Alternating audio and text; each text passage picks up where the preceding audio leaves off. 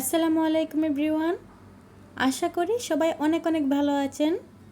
আজকে আমি আপনাদেরকে ফেলে দেওয়া নরম মুড়ি দিয়ে ঝটপট বিকেলের জন্য মুচমুচে একটা পাকোড়া তৈরি করে দেখাবো। এই পাকোড়াটা তৈরি করা একদমই সহজ, মাত্র 5 মিনিটে আপনারা এই পাকোড়াটা বানিয়ে নিতে পারেন।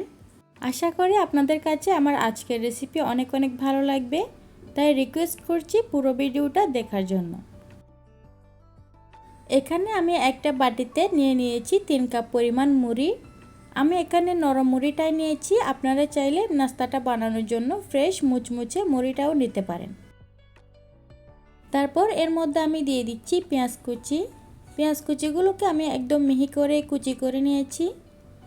তারপর এর মধ্যে দিয়ে দিচ্ছি ঝাল অনুযায়ী কাঁচামরিচ কুচি, দিয়ে দিচ্ছি ধনিয়া পাতা কুচি। তারপরে নাস্তাটাকে আরও মুচমুচে করার জন্য দিয়ে দিচ্ছি একটা ডিম। আপনারা চাইলে এখানে 2টা ডিমও ইউজ করতে পারেন। তারপরে দিয়ে দিচ্ছি স্বাদ অনুযায়ী লবণ। লবণটা একটু বুঝে শুনে দিবেন, কারণ মুড়িতেও কিন্তু লবণ আছে। তারপর সব কিছুকে আমি ভালো করে মিশিয়ে নিচ্ছি। আপনারা চাইলে এখানে আদা রসুন বাটাও সামান্য করে দিয়ে দিতে পারেন।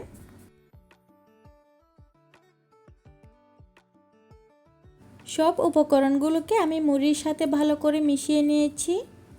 এখন এর মধ্যে আমি দিয়ে দিচ্ছি 2-3 টেবিল চামচ পরিমাণ পানি।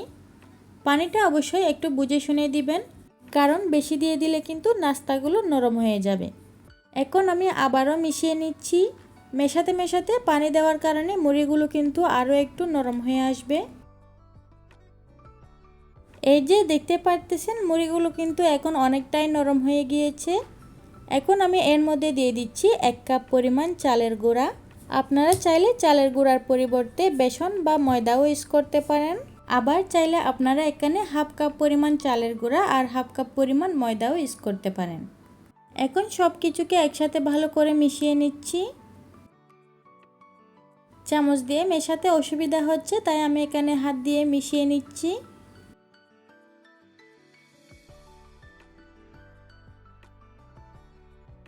এখানে আমার মনে হচ্ছে মিশ্রণটা একটু টাইট হয়ে গিয়েছে, তাই আমি এখানে আরও অল্প পরিমাণ পানি দিয়ে দিলাম।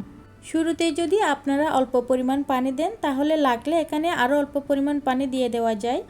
কিন্তু যদি আপনারা এখানে বেশি করে পানি প্রথমেই দিয়ে দেন, তাহলে কিন্তু কমানোর কোনো চান্স থাকে না। এখন আমি মিশ্রণটাকে ভালো করে মেখে নিচ্ছি। মিশ্রণটাকে আমি ভালো করে মেখে নিয়েছি এবং কতটা টাইট করে মেখে নিয়েছি আপনারা দেখেই বুঝতে পারতেছেন। এখন হাতটা ধুয়ে ক্লিন করে নিয়ে হাতের মধ্যে সামান্য তেল মেখে নিয়েছি। তারপর অল্প করে মিশ্রণ নিয়ে আমি এভাবে করে লম্বা করে শেপ দিয়ে দিচ্ছি। আপনারা আপনাদের পছন্দ অনুযায়ী গোল গোল বা চ্যাপ্টা চ্যাপ্টা করে বানাতে পারেন। এই তো আমি একটা বানিয়ে নিয়েছি, সেমভাবে আমি সবগুলো বানিয়ে নিচ্ছি। চুলায় একটা ফ্রাই প্যানে পর্যাপ্ত পরিমাণ তেল গরম করে নিয়েছি। তেলটা গরম হয়ে আসলে আমি এক এক করে সবগুলো পাকোড়া দিয়ে দিচ্ছি। শুরুতে চুলা মিডিয়াম থেকে একটু বাড়িয়ে রেখে তেলটা গরম করে নিতে হবে। তারপর পাকোড়াগুলো দেওয়ার পর চুলা মিডিয়াম হিটে রেখে পাকোড়াগুলোকে লালচে ব্রাউন কালার করে ভেজে নিতে হবে।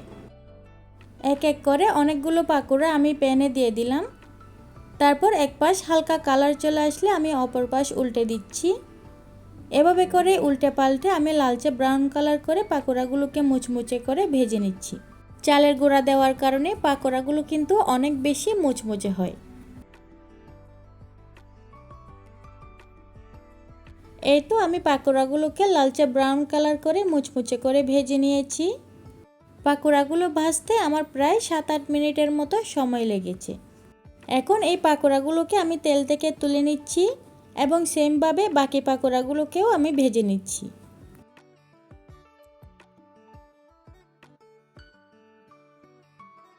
এই তো আমি সবগুলো পাকোড়া একইভাবে ভেজে নিয়েছি।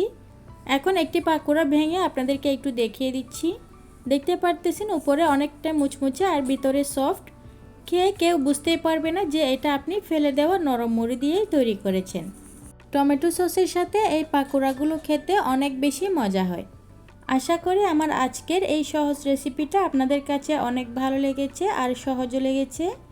এরকম আরও নিত্য নতুন সহজ রেসিপি পাওয়ার জন্য আমার চ্যানেলটি সাবস্ক্রাইব করে আমার সাথেই থাকবেন। সবাই অনেক বেশি ভালো থাকবেন, সুস্থ থাকবেন। আল্লাহ হাফেজ।